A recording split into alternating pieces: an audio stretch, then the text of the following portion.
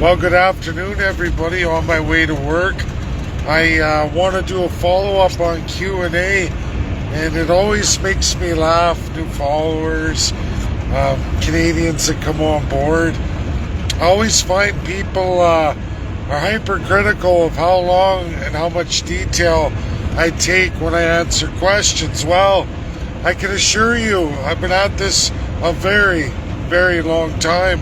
And when you don't put the time into answering questions, you know what you get? 20 million more questions. And it gets to the point you spend all day constantly typing on the keyboard, follow-up after follow-up after follow-up.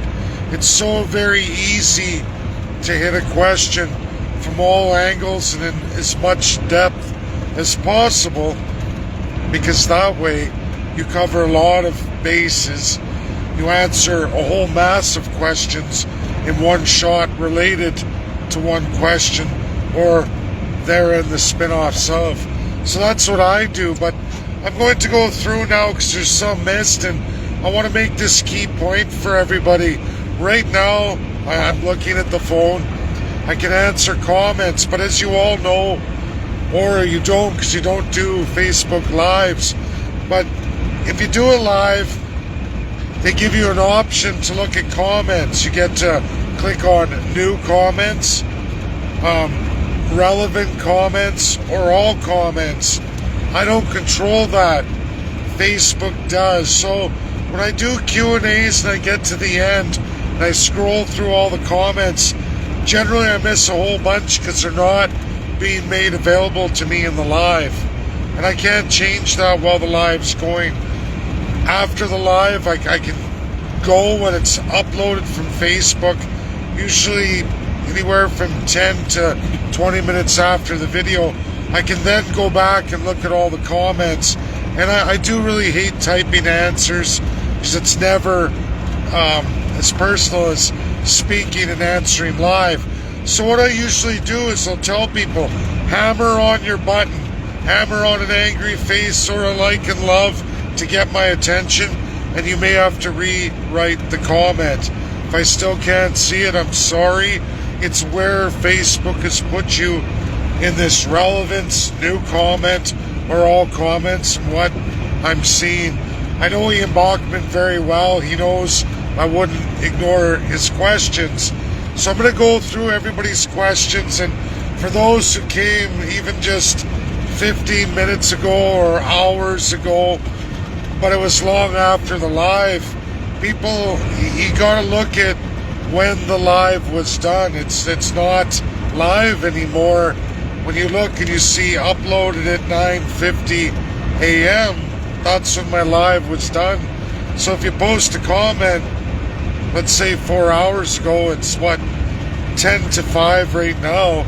I mean, you guys, come on, the live's been over for 6 hours at that point. Like, you know, I get it. People get frustrated. They don't know any better. And it's easy to jump on a wagon and feel like the world's against you. I never, ever try to avoid questions. I've never been that way. And I do know the concept of time, and I understand live debates as I've participated in lots. But this is my Facebook.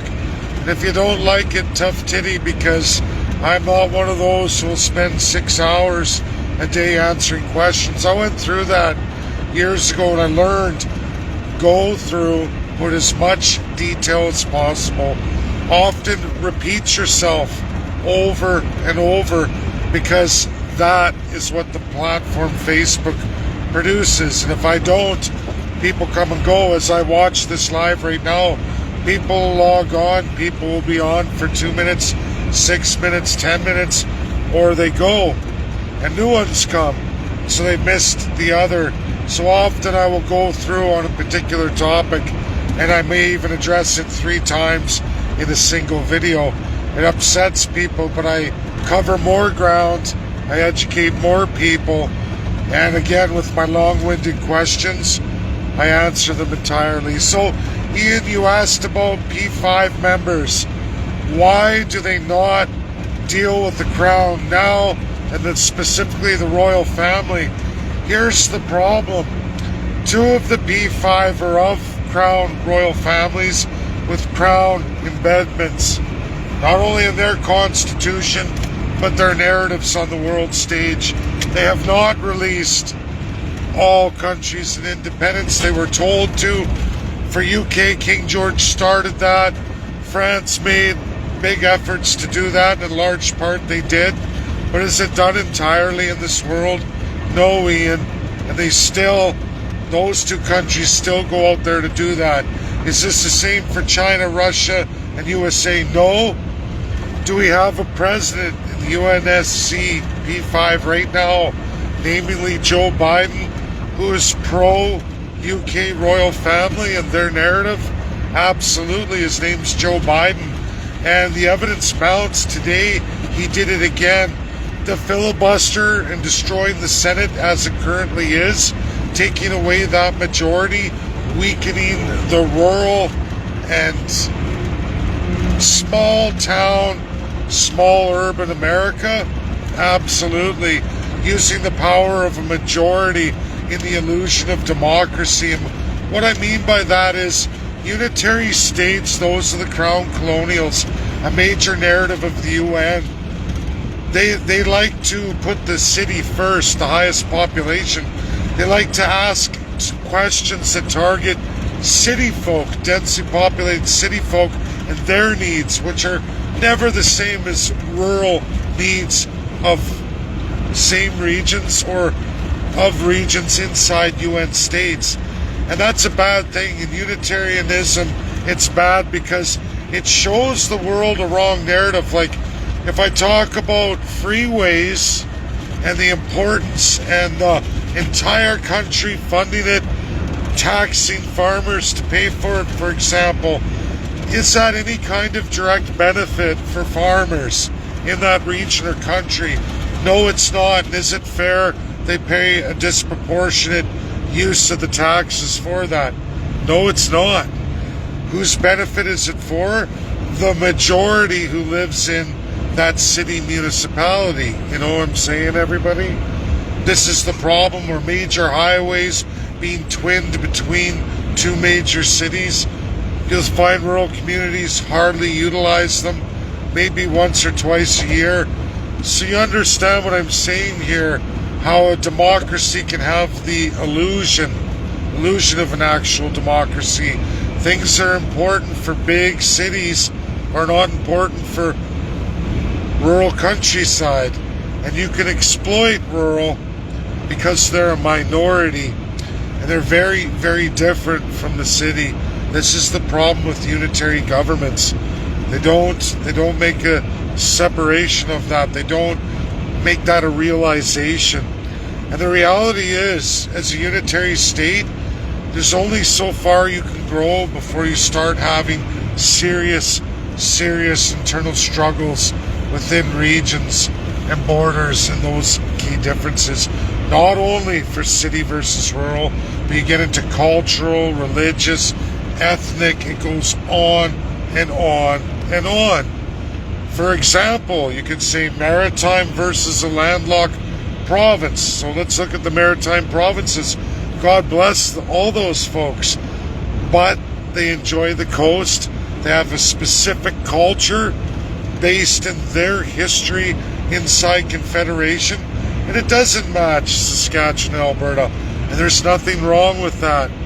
But without a division of powers, key distinctions in the culture, in the people, in just the economic development thereof, without a division of powers, you can't just one size fits all for everybody, because what's important for rural Albertans is not important for commercial fishermen in the maritime provinces, for example.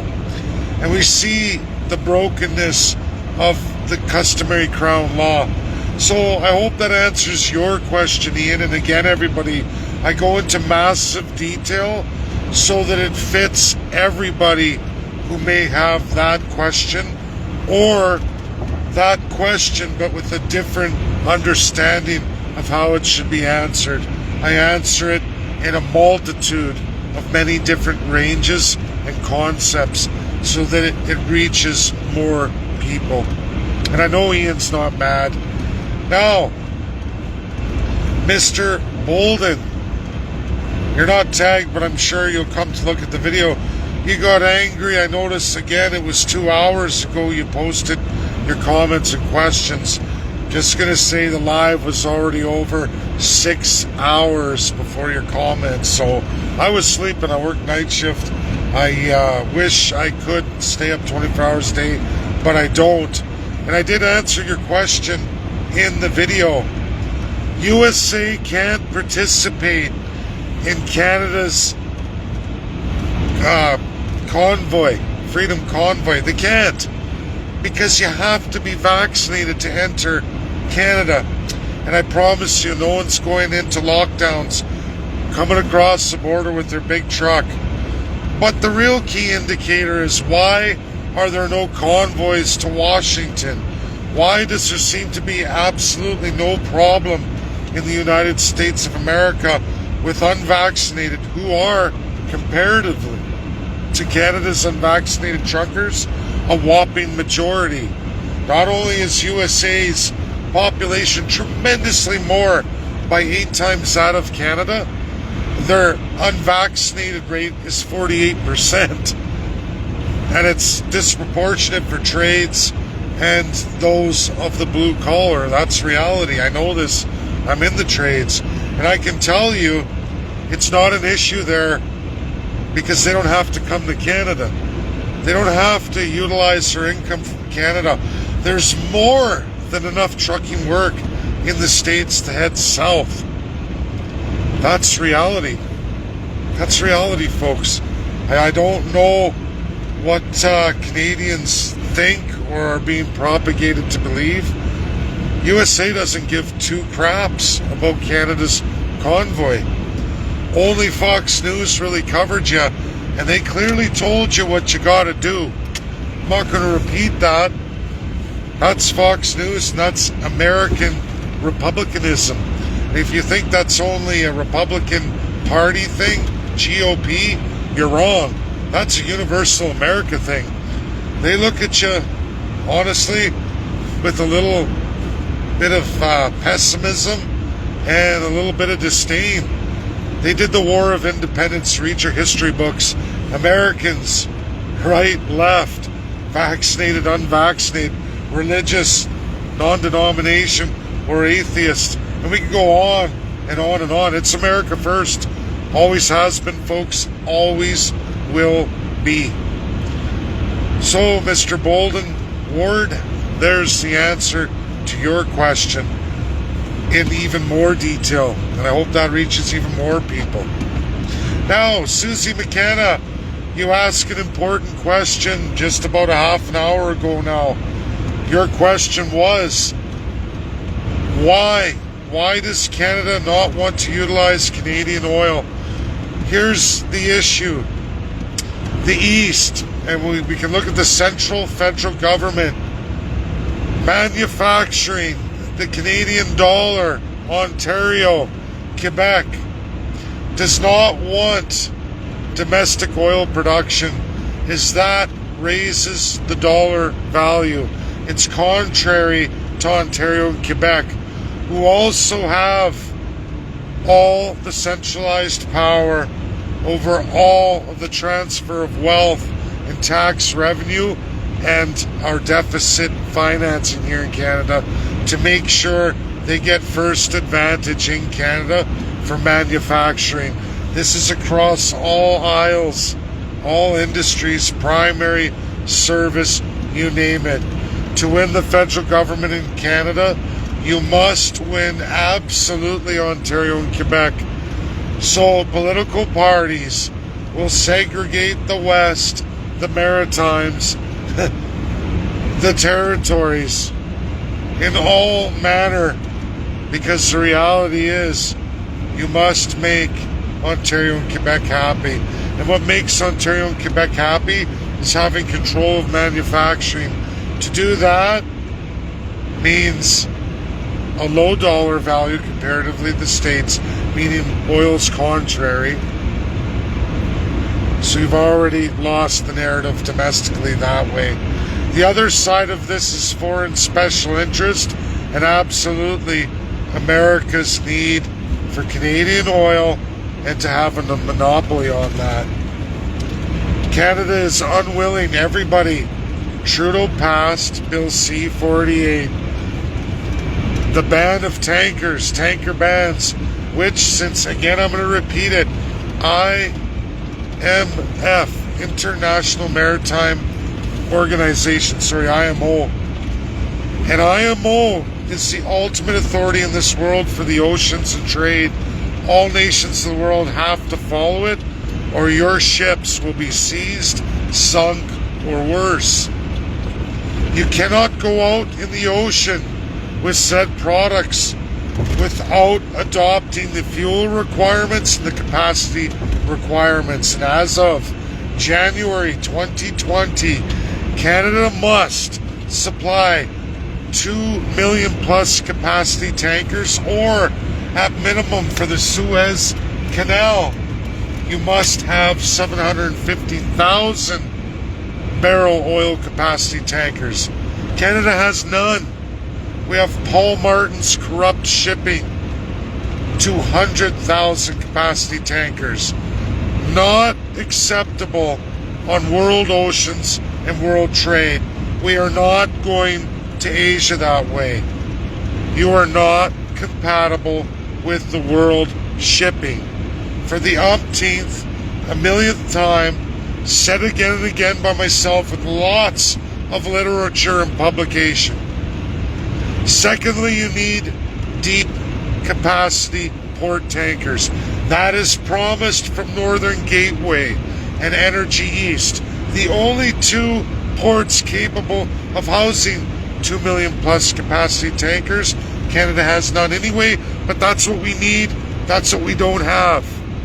No pipelines for Energy East, no pipelines for Northern Gateway. And there's an island north of northern Vancouver of First Peoples where we could do the hub that is there in Texas for 2 million capacity plus tankers offshore. We could do that with First Peoples nation that wants to go independent, by the way, north of Vancouver on a small island with deep waters. We could do that. We could do that. Unfortunately, Bill C-69 makes that impossible. More than that, all the anti-pipeline rhetoric, the Green New Agenda by foreign special interests so that the Eastern Canada cuts off the West from the Atlantic. So everybody knows natural gas in a Great Lakes abundance just from the province of Alberta alone cannot and is not allowed to breach Ontario and Quebec to go on to the Maritimes. They're not to have it. They use oils. That's how they eat their homes. I'm sorry Canadians don't know this. I'm sorry my massive education, which is backed up by the greatest experts in the world, acknowledged by the greatest economists in the world, but absolutely segregated and withheld from all Canadians for now more than 5 years. I've tried and try again. This is Canada. This is the divisiveness. This is the system of customary crown law to absolutely destroy you, the people. That's the truth. Susie, I hope it answers your question. It's been asked many times in many variations. Yes, I put 10 minutes into answering it because I was in United We Roll till it got usurped by the crazy, as I stated before. And why the Freedom Convoy, I will not be participating. Been there, did that, done it. There's no success there. USA will not participate. They have their own system in the United States. I'm going to tell everybody again, the Supreme Court already ruled in the United States Unvaccinated truckers have not lost their jobs. They already found new routes. Everybody's employed. They have extreme labor shortages. That's reality. They don't have to serve Canada. Canada last. You want vaccine mandates? No problem, Trudeau. Just be prepared to be served last and at the absolute greatest expense. That's the truth. It only hurts Canada. Everything Canada does only hurts Canada and the Canadian people. Even this convoy, I'm sorry. Everybody wants you to lie. People want you to make them happy, but lying doesn't make anybody happy. And it's the reason why Canada is in the absolute disgusting pit of destitution it is today. You'll find nobody who's spent 20 years of their life, like myself, fighting, whether it was through labor. And I did real actions, like shutting down a province and its oil industry, locking down refineries. People could be mad about that. I paid the ultimate price for that in my career, even till this day, completely across Canada, as painfully I found out this summer in the province of Ontario. And I'm not going to get into it because I don't like trolls seeking to destroy my employability in Canada. But I have paid prices, Canadians, prices that go on and on absolutely for the rest of my life. And the only reset for me is the United States of America at this point, where I get a fresh new start. And at my life, in my last 20 years, I want to give her. I want to get a bunch of things done. I want to see a political party form, and I want to have the strength to see success. That's what I'm going to have to do. Now, updates, Norway. I know a lot of people are patient. Norway, what happened with Norway? It looks like probably nothing. I don't think they put it through. I phoned follow-up 10 o'clock. Not well received. Phone not answered. Didn't go through, but I can't make for sure the statement that it didn't go through. The paperwork still may have gone to Russian USA, but I believe highly it's unlikely. I believe that the unitary crown customary law, UN state, meaning they're both, according to my paper, Norway is not going to push that through. Everything I stand for, everything I educate is contrary to Norway and their royal family. So that answers that, everybody. It's okay. I already saw this coming in, and it's now 5 days' time. Russia takes over presidency of the UNSC, and my paper absolutely will be going to USA and Russia if they haven't already got it. I still sent out the individual emails anyway. I know the representatives have it. I was welcomed into UNSC P5's rep, Linda Thomas Greenfield, as I published 2 days ago for all of you. I realized only I was allowed in there.